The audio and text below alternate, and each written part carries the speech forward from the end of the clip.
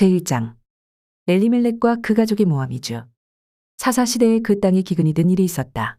그때에 유다 베들레헴 태생의 한 남자가 모압 지방으로 가서 임시로 살려고 아내와 두 아들을 데리고 길을 떠났다. 그 남자의 이름은 엘리멜렉이고 아내의 이름은 나오미이며 두 아들의 이름은 말론과 기련이다. 그들은 유다 베들레헴 태생으로서 에브락 가문 사람인데 모압 지방으로 건너가 거기에서 살았다. 그러다가 나오미의 남편 엘리멜렉이 죽자 나오미와 두 아들만 남았다.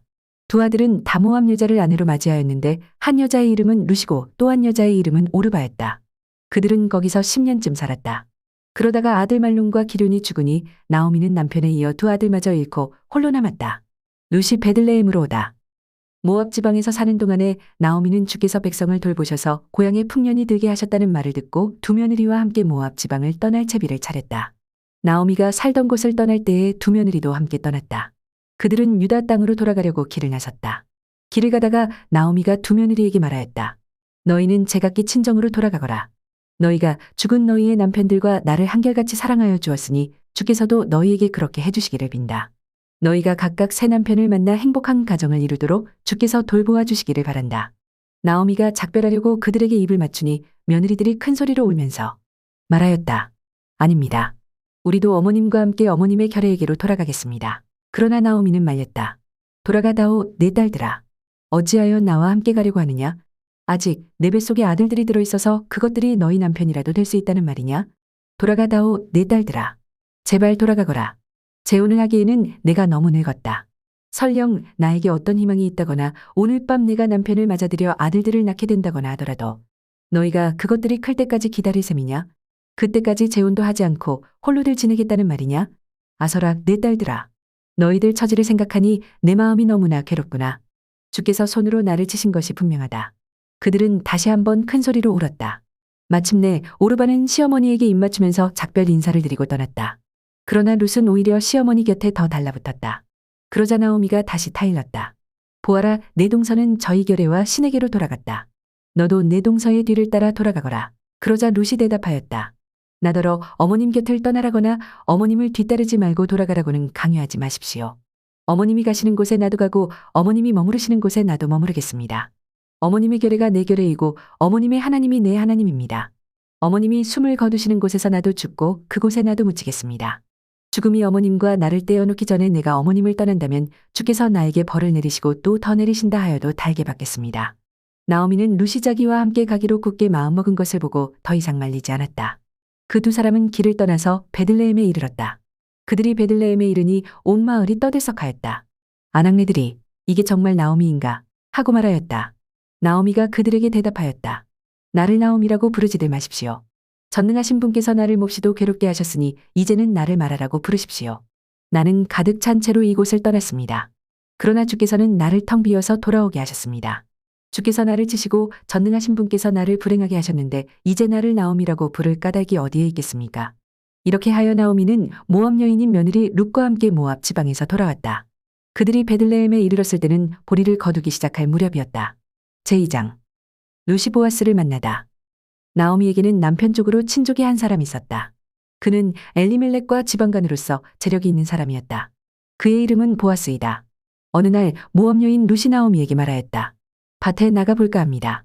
혹시 나에게 잘 대하여 주는 사람을 만나면 그를 따라다니면서 떨어진 이삭을 주울까 합니다. 나오미가 룻에게 대답하였다. 그래, 나가보아라. 그리하여 룻은 밭으로 나가서 곡식 거두는 일꾼들을 따라다니며 이삭을 주었다. 그가 간 곳은 우연히도 엘리멜렉과 지방간인 보아스의 밭이었다. 그때에 마침 보아스가 베들레헴 성읍에서 왔다. 그는 주께서 자네들과 함께 하시기를 비네 하면서 곡식을 거두고 있는 일꾼들을 격려하였다. 그들도 보아스에게 주께서 주인 어른께 복을 베푸시기 바랍니다 하고 인사하였다. 보아스가 일꾼들을 감독하는 젊은이에게 물었다. 저 젊은 여인은 네 집 아낙인가? 일꾼들을 감독하는 젊은이가 대답하였다. 저 젊은 여인은 나오미와 함께 모압 지방에서 돌아온 모압 사람입니다. 일꾼들의 뒤를 따라다니면서 곡식단 사이에서 떨어진 이삭을 줍도록 허락해달라고 하더니 아침부터 와서 지금까지 저렇게 서 있습니다. 아까 여기 밭집에서 잠깐 쉬었을 뿐입니다. 보아스가 룻에게 말하였다. 여보시오, 세댁, 내가 하는 말을 잘 들으시오. 이삭을 주우려고 다른 밭으로 가지 마시오. 여기를 떠나지 말고 우리 밭에서 일하는 여자들을 바싹 따라다니도록 하시오. 우리 일꾼들이 곡식을 거두는 밭에서 눈길을 돌리지 말고 여자들의 뒤를 따라다니면서 이삭을 줍도록 하시오. 젊은 남자 일꾼들에게는 댁을 건드리지 말라고 단단히 일러두겠소. 목이 마르거든 주저하지 말고 물단지에 가서 젊은 남자 일꾼들이 길어다가 둔 물을 마시도록 하시오. 그러자 룻은 엎드려 이마를 땅에 대고 절을 하면서 보아스에게 말하였다.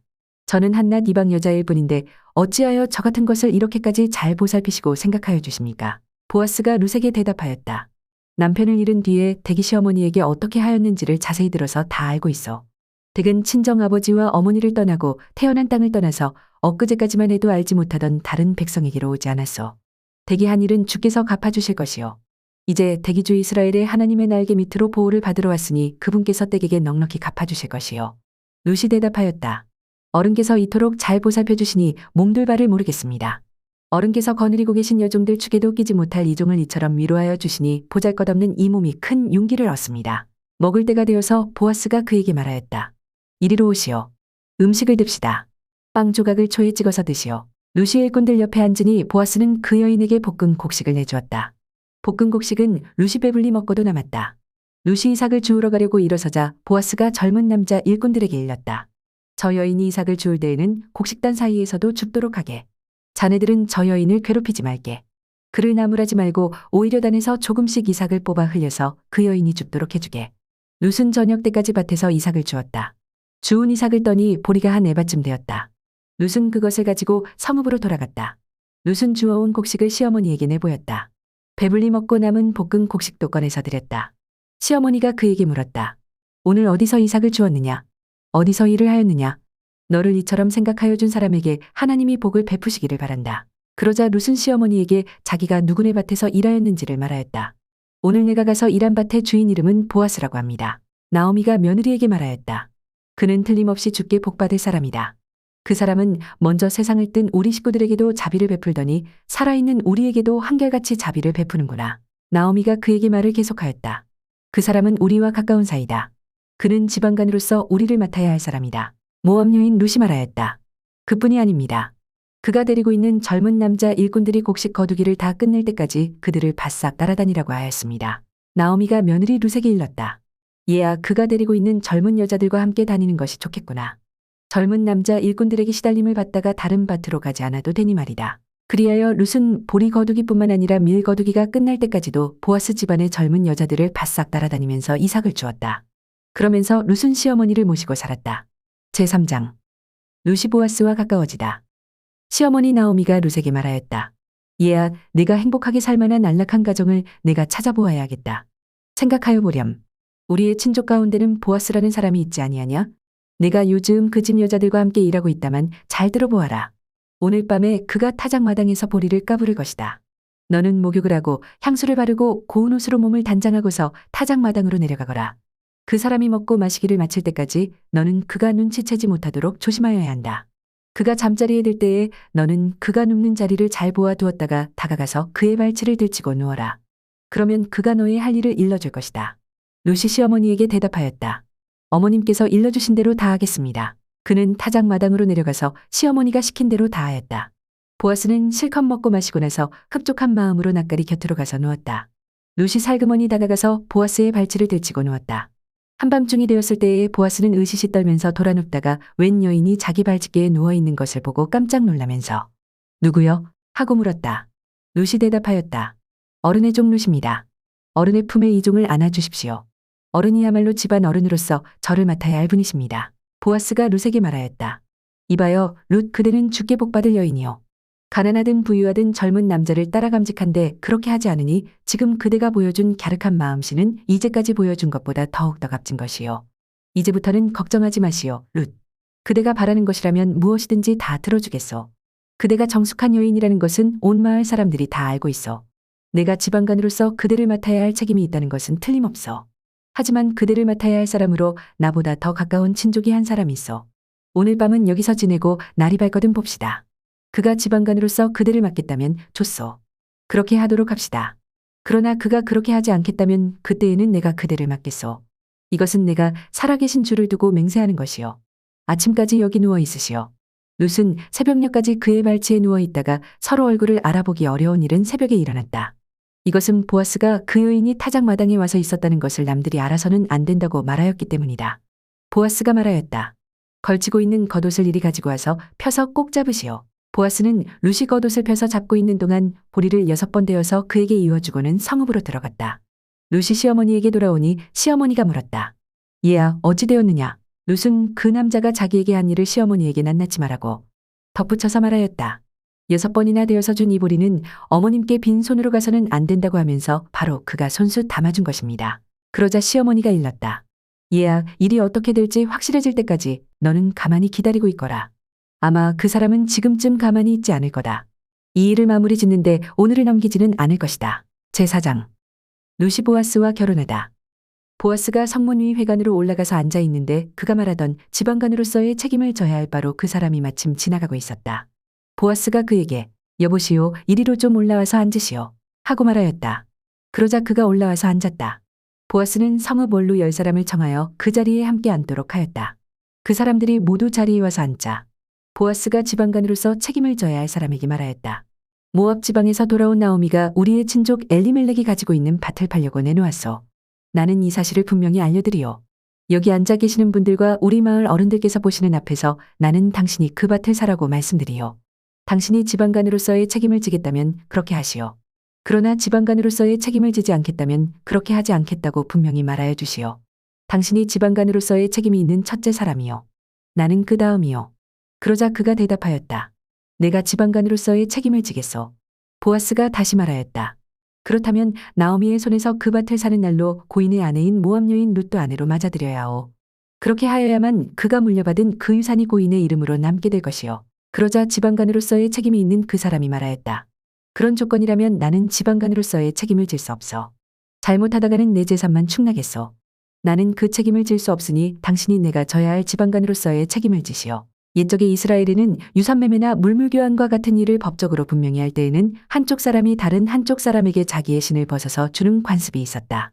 이스라엘에서는 이렇게 함으로써 일이 확정된다는 증거를 삼았다. 지방간으로서의 책임이 있는 그 사람이 보아스에게 당신이 사시오 하면서 자기의 신을 벗어 주었다. 그러자 보아스가 원로들과 온 마을 사람들에게 선언하였다. 여러분은 오늘 이 일의 증인입니다. 나는 엘리멜렉이 가지고 있던 모든 것과 기런과 말론이 가지고 있던 모든 것을 나오미의 손에서 사겠습니다. 나는 말론의 아내인 모압 여인 룻도 아내로 맞아들여서 그 유산이 고인의 이름으로 남아있도록 하겠습니다. 그렇게 하여 고인의 이름이 그의 고향 마을에서도 끊어지지 않고 친족들 사이에서도 끊어지지 않도록 하겠습니다. 여러분은 오늘 이 일의 증인입니다. 그러자 성문 위 회관에 모인 온 마을 사람들과 원로들이 대답하였다. 우리가 증인입니다. 주께서 그대의 집안으로 들어가는 그 여인을 이스라엘 집안을 일으킨 두 여인 곧 라헬과 레아처럼 되게 해주시기를 빕니다. 에브락 가문에서 그대가 번성하고 또한 베들레헴에서 이름을 떨치기를 빕니다. 주께서 그 젊은 부인을 통하여 그대에게 자손을 주셔서 그대의 집안이 다말과 유다 사이에서 태어난 아들 베레스의 집안처럼 되게 하시기를 빕니다. 보아스는 룻을 아내로 맞이하였다. 그 여인이 자기 아내가 되자 그는 그 여인과 동침하였다. 주께서 그 여인을 보살피시니 그가 임신하여 아들을 낳았다. 그러자 이웃 여인들이 나오미에게 말하였다. 주께 찬양을 드립니다. 주께서는 오늘 이 집에 자손을 주셔서 대가 끊어지지 않게 하셨습니다. 그의 이름이 이스라엘에서 늘 길이어지기를 바랍니다. 시어머니를 사랑하는 며느리 아들 7보다도 더 나은 며느리가 아기를 낳아주었으니 그 아기가 그대에게 생기를 되찾아 줄 것이며 늙음하게 그대를 돌보아 줄 것입니다. 나오미가 그 아기를 받아 자기 품에 안고 어머니 노릇을 하였다. 이웃 여인들이 그 아기에게 이름을 지어주면서 나오미가 아들을 보았다 하고 환호하였다. 그들은 그 아기의 이름을 오벳이라고 하였다. 그가 바로 이새의 아버지요 다윗의 할아버지이다. 다음은 베레스의 계보이다. 베레스는 헤스론을 낳고 헤스론은 람을 낳고 람은 암미나답을 낳고 암미나답은 나손을 낳고 나손은 살몬을 낳고 살몬은 보아스를 낳고 보아스는 오벳을 낳고 오벳은 이새를 낳고 이새는 다윗을 낳았다.